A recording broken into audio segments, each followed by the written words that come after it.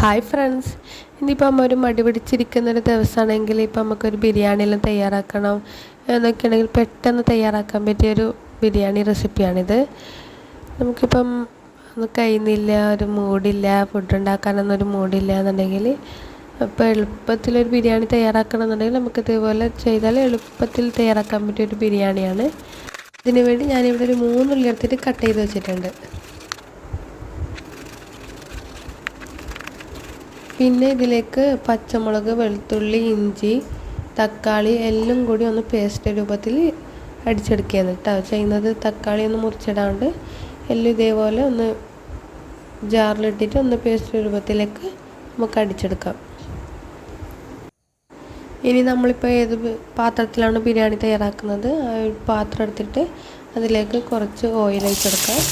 അതിലേക്ക് നമ്മൾ നേരത്തെ മുറിച്ച് വെച്ച ഉള്ളിയും കൂടി ഇട്ട് കൊടുക്കാം. ഇത് ഉള്ളി ഒന്ന് നല്ലോണം ഒന്ന് വഴറ്റിയെടുക്കാം.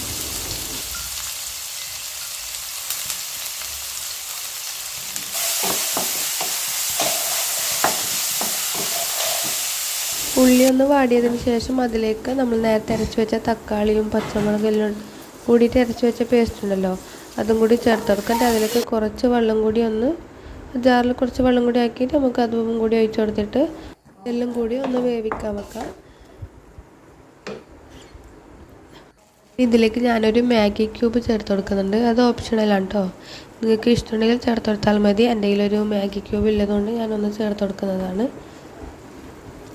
മാഗി ക്യൂബ് ചേർത്ത് കൊടുക്കുന്നുണ്ടെങ്കിൽ ഉപ്പൊന്ന് നമ്മൾ നോക്കിയിട്ട് വേണം ഉപ്പ് ചേർത്ത് കൊടുക്കാൻ. ആദ്യം തന്നെ ഉപ്പ് ചേർത്ത് കൊടുക്കണ്ട. മാഗി ക്യൂബ് ചേർത്ത് കൊടുത്തിട്ട് അതിലെന്തായാലും ഉപ്പുണ്ടാവുമല്ലോ, നമുക്ക് ഉപ്പ് പോരാ എന്നുണ്ടെങ്കിൽ കുറച്ചും കൂടി ഉപ്പ് ചേർത്ത് കൊടുക്കാം. പിന്നെ ഇതിലേക്ക് കുറച്ച് മഞ്ഞൾപ്പൊടി, കുരുമുളക് പൊടി, ഗരം മസാല എല്ലാം കൂടി ഒന്ന് ചേർത്ത് ഇളക്കിയിട്ട് ഒന്ന് വേവിക്കാം. ഇനി ഇതിലേക്ക് കുറച്ച് ഒന്ന് ഉപ്പ് നോക്കുമ്പോൾ കുറച്ച് ഉപ്പിൻ്റെ കുറവുണ്ടായിന്, അതുകൊണ്ട് ഞാൻ കുറച്ചും കൂടി ഉപ്പ് ചേർത്ത് കൊടുക്കുന്നുണ്ട്. ഇനി ഇതിലോട്ട് എന്ത് ചെയ്യാം, കഴുകി വൃത്തിയാക്കി വെച്ച ചിക്കനും കൂടി നമുക്ക് ചേർത്ത് കൊടുക്കാം. ചിക്കൻ ഞാൻ ഇതിലിട്ടുകൊണ്ട് തന്നെയാണ് വേവിച്ചെടുക്കുന്നത്, വേറെ തന്നെ ചിക്കൻ പൊരിച്ചെടുക്കുന്നില്ല കേട്ടോ. നമുക്ക് ഈ മസാലക്കൂട്ടിൽ തന്നെ ചിക്കൻ ഇട്ടിട്ട് നമുക്ക് വേവിച്ചെടുക്കാം. നമുക്കിത് ചിക്കൻ വേവാൻ വേണ്ടിക്ക് വെക്കാം. ചിക്കൻ വേകാൻ വേണ്ടിക്ക് വെള്ളമൊന്നും ഒഴിച്ച് കൊടുക്കണ്ട. അതിൽ നിന്ന് നമുക്ക് നീരൊക്കെ ചിക്കനിൽ നിന്ന് തന്നെ വെള്ളം ഇറങ്ങിക്കോളും. നമുക്കിതൊന്ന് മൂടി വെച്ചിട്ട് വേവിച്ചെടുക്കാം. ചിക്കൻ വെന്തിട്ടുണ്ട്, നമുക്കൊന്ന് ഫ്ലെയിം ഓഫ് ചെയ്യാം. എന്നിട്ട് നമ്മൾ എത്രയാണോ ബിരിയാണി വെക്കാൻ ഉദ്ദേശിക്കുന്നത് ആ അരി എടുക്കാം. ഞാൻ ഇവിടെ 4 ഗ്ലാസ് അരിയാണ് എടുക്കുന്നത്. നമുക്ക് 4 ഗ്ലാസ് അരി എടുത്തിട്ട് കഴുകി വൃത്തിയാക്കിയിട്ട് ഈ ചിക്കനിലേക്ക് ഇട്ട് കൊടുക്കാം. നമുക്ക് 4 ഗ്ലാസ്സിന് ആവശ്യമായ 4 ഗ്ലാസ് ഇപ്പോൾ നമ്മൾ ഗ്ലാസ് അരി എടുക്കുന്നുണ്ടെങ്കിൽ 1.5 ഗ്ലാസ് 1.25 ഗ്ലാസ്സോളം വെള്ളം ആവശ്യമുണ്ടാവും.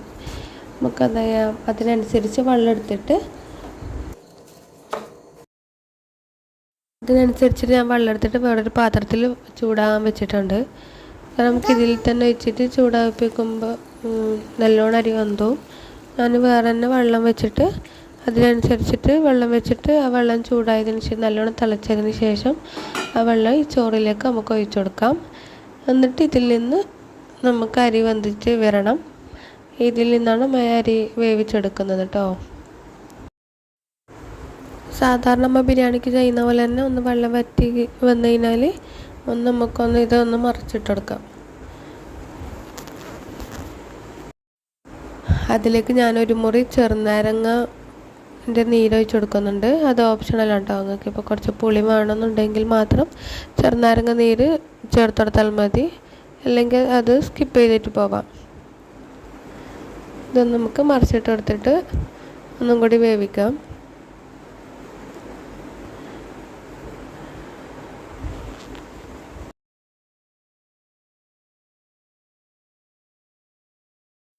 അതിലേക്ക് 1 സ്പൂണോളം ഗീയും കൂടി ചേർത്ത് കൊടുക്കുന്നുണ്ട്. നമ്മൾ നേരത്തെ ഓയിൽ മാത്രമല്ലേ, വെളിച്ചെണ്ണ മാത്രമേ ചേർത്ത് കൊടുത്തിട്ടുള്ളൂ, നമ്മൾ ഗീ ചേർത്ത് കൊടുത്തിട്ടില്ലല്ലോ. നമുക്ക് ഈ സമയത്ത് 1 സ്പൂണോളം ഗീ ചേർത്ത് കൊടുക്കാം.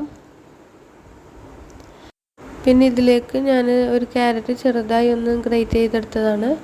അതുപോലെ തന്നെ കറിവേപ്പിലയും മല്ലിച്ചപ്പും കൂടി ഇതിൻ്റെ മുകളിലൊന്ന് നമുക്ക് വിതറി കൊടുത്തതിന് ശേഷം ഒന്നും കൂടി വേവിച്ചെടുക്കാം.